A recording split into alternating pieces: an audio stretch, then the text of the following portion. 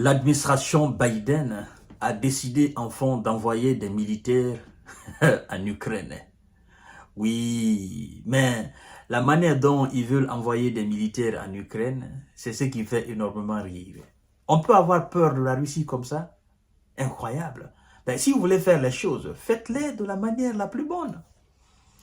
C'est un responsable qui témoigne sous anonymat et qui nous dit que Washington a décidé d'envoyer des sociétés privées en Ukraine pour, on dit bon, un petit nombre de sociétés privées en Ukraine pour soi-disant aller réparer le matériel américain envoyé, notamment les F-16 et les systèmes de Patriot, mais aussi des lance-roquettes de HIMARS.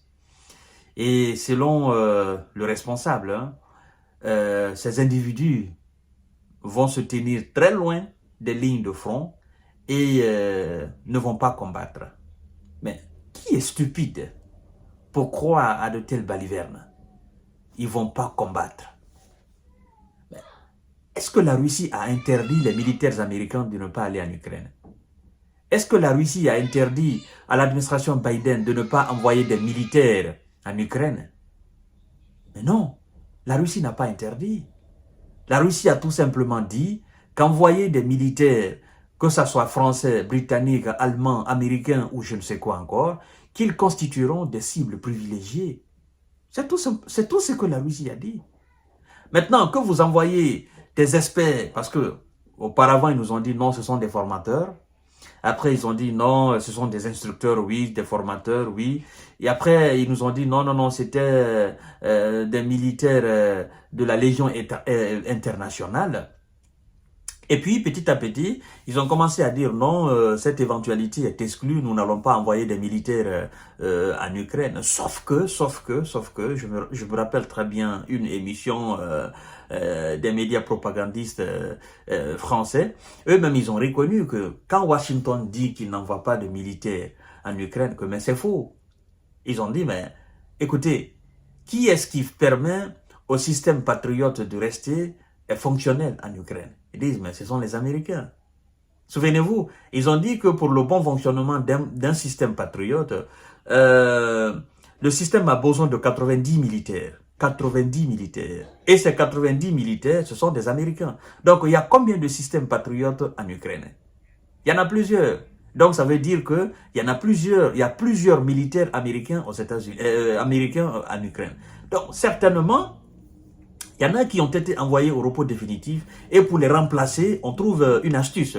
On dit non, ce sont des sociétés privées qui viendront pour réparer. Laissez-moi vous dire, c'est que le responsable américain a dit, ah, ça me fait énormément rire. On peut avoir peur de la Russie comme ça, mais faites les choses clairement.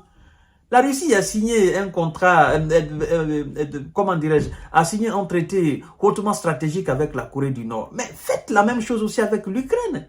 Au lieu de faire les choses à moitié-moitié, vous avez peur de la Russie, pourquoi? Vous dites que vous êtes une puissance militaire, mais allez-y, faites les choses de la manière la plus bonne. C'est pas possible. Washington va envoyer des employés de sociétés militaires privées en Ukraine. Les États-Unis vont envoyer un petit nombre d'employés de sociétés militaires privées en Ukraine pour s'occuper de la maintenance technique et de l'armement américain, a annoncé vendredi un responsable de la défense américaine. Hein? Le premier soutien de Kiev avec plus de 60 milliards de dollars d'aide militaire allouée depuis le début de l'opération spéciale militaire russe lancée en Ukraine en 2022, les États-Unis avaient jusque-là interdit aux sociétés militaires privées américaines de travailler en Ukraine.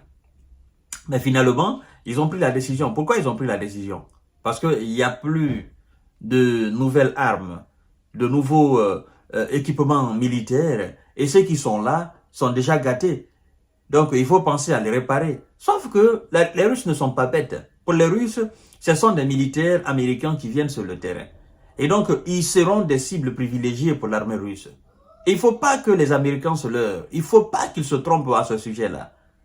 Qu'ils soient maintenant à la frontière polonaise, sur le territoire ukrainien ou pas, une fois qu'ils seront repérés par l'armée russe, ils vont payer le prix très très cher. Ça, il faut que ça soit clair dans la tête de tout le monde. De la même manière qu'ils ont dit aux Français, on s'en fout que ce soit des instructeurs, des formateurs ou je ne sais quoi encore. Ils sont là pour nous, ce sont des mercenaires. C'est de la même manière que les Russes vont les considérer. Ils seront aussi des mercenaires. Donc faites très attention. Le responsable dit, je cite, « Ils seront loin des lignes de front et ne participeront pas au combat face à l'armée russe. Ils aideront l'armée ukrainienne à réparer et entretenir rapidement les équipements fournis par les États-Unis selon les besoins, afin qu'ils puissent vite retourner sur le front », a déclaré le responsable sous couvert d'anonymat à l'agence Presse France. Il continue en disant ceci, mesdames et messieurs. « Nous prenons cette mesure car 7 ans des équipements américains fournis à l'Ukraine ou qui seront fournis à l'Ukraine dans les prochains mois, comme les F-16 ou les systèmes de défense aériens patriotes, demandent une expertise technique spécifique pour être entretenus, a précisé le responsable, ajoutant que cette décision avait été prise après une évaluation prudente des risques. Washington a fourni un large éventail d'équipements militaires à l'Ukraine, comme des lance-roquettes HIMARS, des tanks ou d'autres véhicules. Alors, vous voyez? Donc, comme M. Biden a dit, je vais mettre l'Ukraine dans toutes les conditions, dans les conditions les meilleures avant de quitter. Bon, il lui reste combien de mois? Le mois de décembre et le mois de janvier. Parce que je crois bien que c'est au mois de janvier, M. Donald Trump va prendre fonction. Donc, lui, ben, il n'a qu'à tout donner, tout ce qui reste dans son coffre-fort là, à la Maison Blanche, il n'a qu'à tout donner à l'Ukraine avant de partir. Parce que après son départ, ben, il n'y aura plus rien. C'est ça. Donc, mais moi j'avertis tous ces individus qui iront sur le terrain pour aider les Ukrainiens à réparer ces matériels militaires américains. Sachez tout simplement que vous êtes des militaires. Et vous serez considérés par les Russes comme des militaires, comme des mercenaires, qui viennent aider l'Ukraine, qui viennent épauler l'Ukraine sur le terrain. Parce que, en fait, c'est très simple. Nous sommes en conflit ouvert avec votre pays. Votre pays vous envoie pour venir réparer les instruments qui servent à nous combattre. Donc, vous êtes aussi des combattants. Que vous soyez maintenant des techniciens ou pas, pour nous, vous êtes des combattants. Parce que vous réparez des choses qui servent à nous combattre. Donc, sachez tout simplement que vous ne serez pas perçus comme des techniciens. Vous serez perçus comme des militaires, comme tous les autres qui sont sur le terrain. Et donc, vous serez aussi des cibles privilégiées pour l'armée russe. À bon entendeur, salut.